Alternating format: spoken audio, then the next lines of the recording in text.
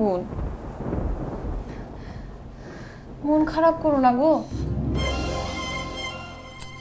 আমি তোমার জন্য রাঁধে দিব, করলা সেদ্ধ, পেঁপে সেদ্ধ দিয়ে একটু খাবার, তোমার সব রোগ সেরে যাবে। একটু খাও, নাক বন্ধ করে খাও, একটু খাও, নাকটা বন্ধ করে খাও।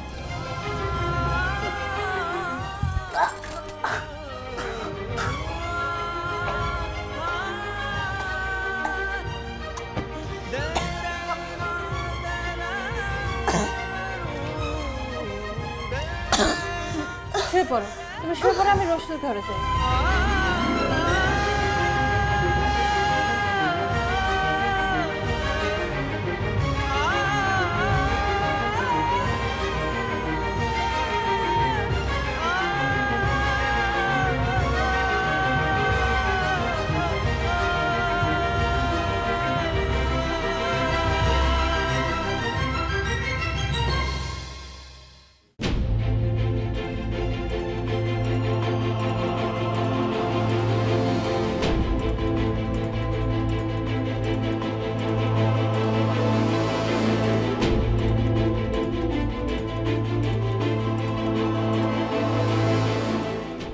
ভাই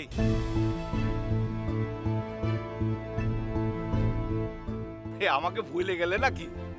আরে তুমি রাখাল না? হ্যাঁ। আরে তোমারে কিভাবে ভুলে যাই? তা আমি তো শুনেছিলাম তুমি নাকি শহরে থাকো, তা বাবার গায়ে আসলা কবে? আরে শফিক, শহরে ভাল লাগেনি বুঝছো, আচ্ছা তাই গায়ে চলে এলাম। তো ভালো আছো তো নাকি? আছি ভালো। এই এখানে এসেছিলাম একটা ওই জমি জিরাতের কাজে আর কি, এই কাজ শেষ করে বাড়ি যাচ্ছি।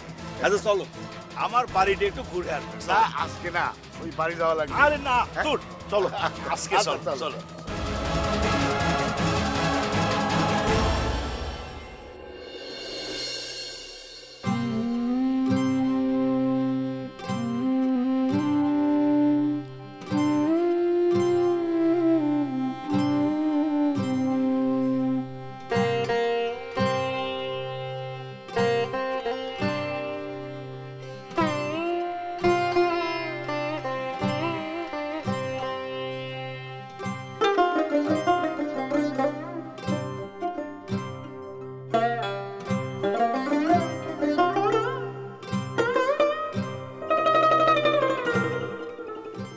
মারা গেছেন প্রায় 10 বছর আগে।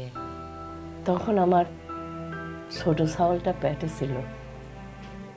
আমাদেরকে আকুল সাগরে ভাসায় দিয়া চলে গেল। আমাদের এই বাড়িতে সব ছিল, পালকি ছিল, আমার স্বামীর আরবি ঘোড়াও ছিল।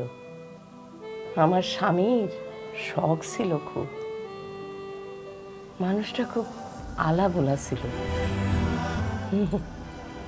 ঠিক তোমার ভাসুরের মতো। একদিন বাজার করতে গেছিল, তো বাজার সদাই সব শেষ, নেড়ো বাগদির মাথায় ওই বাজার চাপায় দিয়ে বললো, যা যা যা বাড়ি যা, তাড়াতাড়ি যেয়ে বল আমার ফিরতে দেরি হবে। সেই যে গেল, ফিরল পরদিন। ও মা, হ্যাঁ সে বলে কোথায় নাকি কোন যাত্রা, সেই যাত্রা দেখতে গেছিল। মানুষটা যাত্রা দেখতে এত ভালোবাসতো। আপনার চিন্তা হতো নাই? চিন্তা হতো না মানে? ওরে মারে, প্রথম প্রথম তো আমি কাঁদতে কাঁদতে ভয়ে মরেই যেতাম। পরে সব গা সহা হয়ে গেছিল।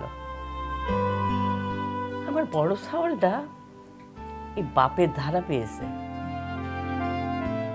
কিন্তু আমার হাসান যদি তখন সংসারের হালটা না ধরতে, তাহলে তো আমরা একেবারে ভাইসে যেতাম গো মা। আর এই জন্যে ওর লেখাপড়াটা হলো না।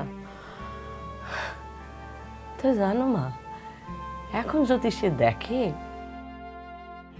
টাকা পয়সার অভাবে কেউ লেখাপড়া করতে পারতেছে